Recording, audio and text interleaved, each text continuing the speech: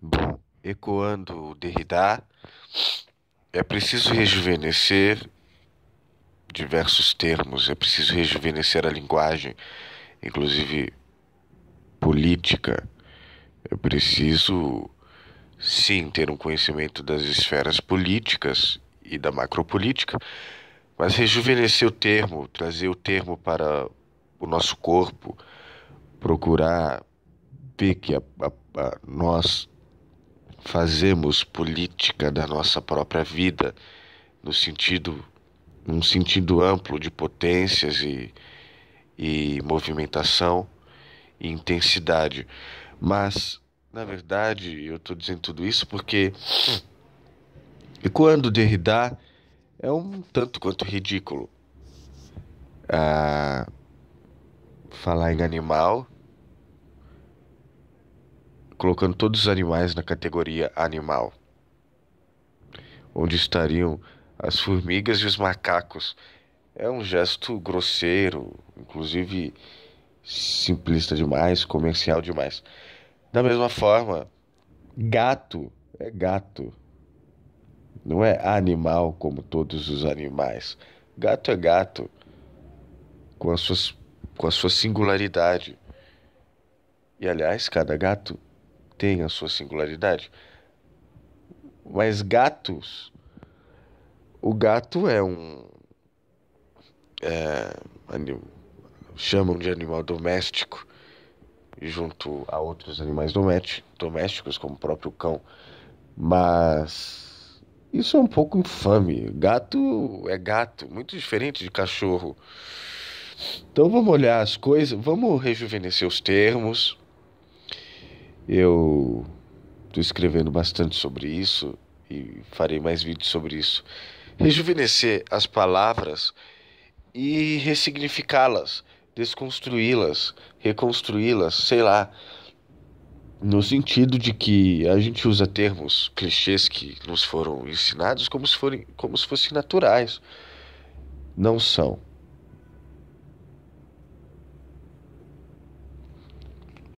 Então, ah, nós aprendemos, nós não temos uma formação, nós somos ensinados a usar termos. Isso significa isso, aquilo significa aquilo. Nós temos dicionários, professores no dia a dia, na escola, no ambiente de trabalho, ou entre amigos, num papo informal ou formal. Termos envelhecidos a gente usa. Nós somos gerações novas usando termos envelhecidos, termos envelhecidos, termos envelhecidos. Por exemplo, eu falei da política, depois eu vou falar mais sobre isso. Mas tudo bem, partidos políticos, grandes organizações, o sistema e o capitalismo, o sistema, os partidos políticos, os próprios políticos e as grandes, os bancos mundiais, as grandes organizações financeiras mundiais, tá, tudo isso pode ser macropolítica ou política. Mas e o modo de existir? O modo de existir para Nietzsche seria a grande política, justamente a grande política. Então, toda essa esfera exterior a nós, em que na maior parte das vezes nós nos sentimos sujeitos, levados por tudo isso, na verdade, essa é uma grande ilusão. Eles querem que a gente pense nisso, o que não é verdade. Para o modo de existir singular de cada um de nós, o que conta é a nossa política, que pode, se quiser, desestabilizar completamente toda essa outra política. Não é verdade? A história mostra muito bem isso. E nos detalhes, mínimos detalhes e bastidores da vida de cada um faz a sua política, lógico, interconectada com todo o resto. Mas o importante é criticar o termo, a linguagem. A gente maltrata a linguagem, a gente repete clichês em vez de desconstruí-los e significá-los de acordo com a nossa própria vontade e de acordo com, não com o nosso interesse, mas de acordo com um modo de existência que seja que atue através de uma qualidade de vida e de uma vida intensa, pulsante, criativa para nós e para os outros. Você vê, o Foucault falava de micropoderes, micropolítica, né? O Deleuze falava em devires, zonas de mutação. O Foucault, nos seus últimos cursos da Collège de France, falava em subjetividade resistente, como aquela do sábio Diógenes, né? Que falou para o rei. O Diógenes vivia num barril. Acho que o Chaves, do Roberto Bolanhos, se baseou nisso. Vivia num barril, o rei foi lá, num dia ensolarado, falou: Diógenes, saia daí, venha para o meu palácio, eu vou te dar isso, eu vou te dar aquilo. E o Diógenes disse: dá uma licença, você está tapando o sol, não me tires o que não me podes dar. Seria uma subjetividade resistente, uma espécie de devir. E o Nietzsche usava justamente a grande política. Então, é isso. Porque a verdade mesmo, incontestável, é que você, sendo um socialista, sendo um liberal, neoliberal, sendo um capitalista, mesmo que você seja um capitalista sem capital, o que eu acho muito cômico e absurdo, defender o capitalismo, mas não tem capital, que é o que a maior parte das pessoas parece fazer. Seja você um neoliberal, social-democrata, socialista, qualquer coisa, o problema da existência não se altera. Como é que nós encontramos armas para um modo de existir? Não são as mesmas armas da política estrito sensu, que é o combate, o rebaixamento do outro e muitas vezes a ilusão, ainda que projetos possíveis e impossíveis sejam importantíssimos para o país, para o Brasil, para o mundo. Por exemplo, vamos em termos mais concretos. Eu, como entusiasta da renda básica incondicional, de um salário incondicional para todos os seres humanos, como um livre pensador mais à esquerda dos assuntos e dos princípios, de uns dias para cá, andei refletindo, estudando bastante tudo isso que eu tenho dito e concluí que não posso, de forma alguma, lançar sombra sobre o meu presente e sobre o presente dos outros e do mundo, dizendo que só quando houver um salário incondicional para todos os poetas, artistas autônomos, para todos os seres humanos, enfim, até microempresários, microempreendedores, é que nós estaremos numa sociedade melhor. O que não é verdade, porque paralelo a isso, ou no mesmo tempo que isso, é preciso haver uma intensidade de vida, é preciso haver um investimento existencial de potência. Não adianta de forma nenhuma enriquecermos todo ser humano do mundo agora, todos os pobres, se nós recairmos na mesma miséria de muitos ricos, que é a vida na inércia, a vida depressiva, a vida onde você não curte o que tem de material, a vida onde falta princípio, onde falta sonho, a vida onde falta movimentação, onde há uma falta de potência, um envenenamento do presente. Não adianta. Então, desde já, com ou sem renda básica, com ou sem mundo perfeito, é que nós produzimos acontecimento. Então não é que você deixa de ser um ativista ou militante. Você cria projetos possíveis e impossíveis para si, para os outros, para o país, para o mundo. Mas você gera acontecimentos. E não só coletivos, mas os seus próprios acontecimentos de existência. Isso é muito importante porque, enfim, sai das teorias e nós entramos no terreno que eu acredito que eu deixei muito de lado. Mas tudo que eu falei até agora, os vídeos que eu fiz, de certa forma foram importantes para sabermos o básico do mundo.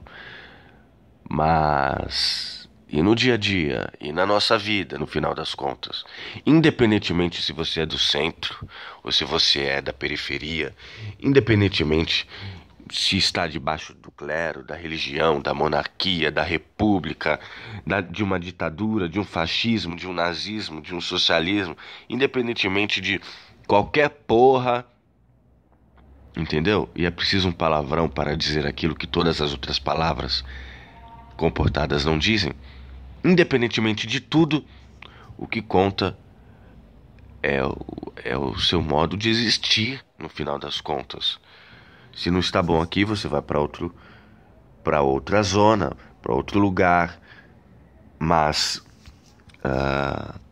você vai levar você consigo mesmo. Essa é a grande verdade. Então, produzir acontecimentos na sua própria existência, sentar, pensar como é que eu quero a minha vida e levantar e fazê-la e se recriar, isso é fundamental.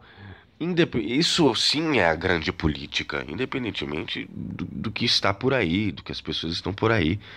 Porque tudo mais fica.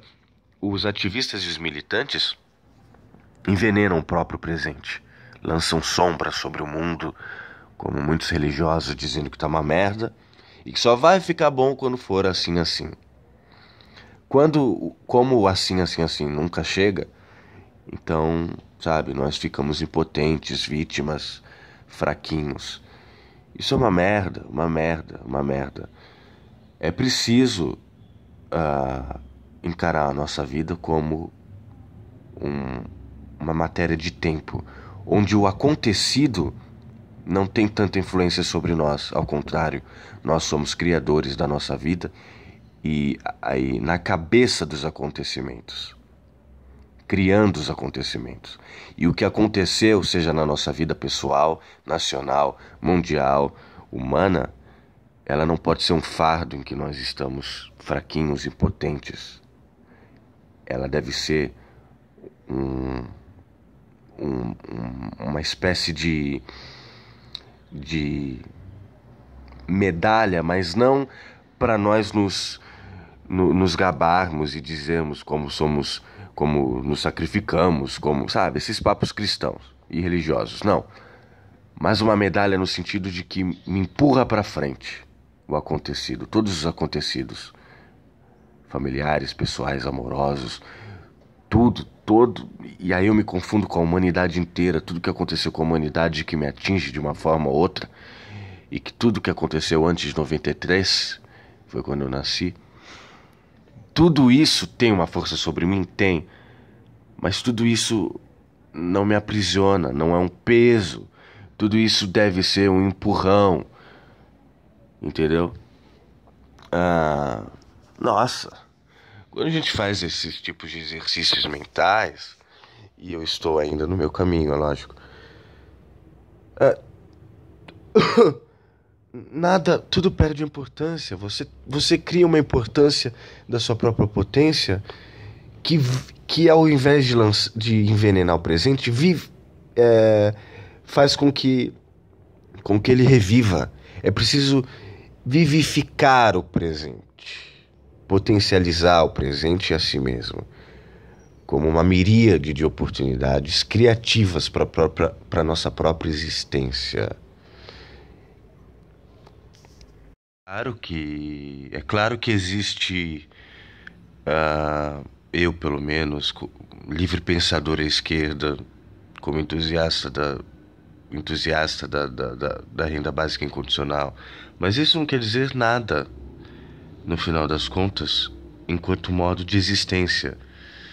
É claro que pensamos em economia solidária, economia generosa, e até talvez numa superação do capitalismo através de uma grande de um mundo comunitário, em termos mundiais. Porém, a problemática da existência não muda, e é aí que eu quero ir ao fulcro, ao essencial, à base de tudo. Questionar e propor a subjetividade resistente, uma resistência subjetiva, a potência singular do sujeito, a sua capacidade de criar, recriar, desconstruir, reconstruir a sua própria vida, o seu próprio corpo, a força do corpo humano na criação, na produção de acontecimentos singulares. E, como diria o Zaratustra do Nietzsche, né? Não busco a felicidade, mas busco a minha obra. Porque felicidade é complicada, para cada um significa uma coisa, mas a tua obra e uma vida intensa, pulsante, criativa, de geração de valores não morais, mas valores estéticos e éticos. Isso importa muito. Isso precisa acontecer na cabeça do acontecimento, na cabeça no sentido inclusive musical, né? Na cabeça do tempo, como os músicos dizem, na cabeça do acontecimento social coletivo. Isso acontece. E se não acontecer em termos sociais coletivos, acontece em termos singulares de cada um. O homem como gerador e como criador da sua própria vida, independentemente de qualquer contexto, ele é mais importante. Porque os ismos acabam, mas o homem é infinito. O Stephen Hawking declarou recentemente que nós temos apenas pelo menos uns 100 anos só de existência, a não ser que nós comecemos desde já a explorar outro planeta para mudar de planeta. A elite vai se mudar rapidinho antes do apocalipse, e de lá, talvez, num regime escravocrata, governe os terráqueos sobreviventes para reconstruírem o planeta Terra. Essa é uma viagem minha. De qualquer forma, ainda temos tempo de reconfigurar a linguagem, a política e, o melhor de tudo, através da filosofia, da existência, da espiritualidade, reconfigurar o nosso modo de existir. Já, agora.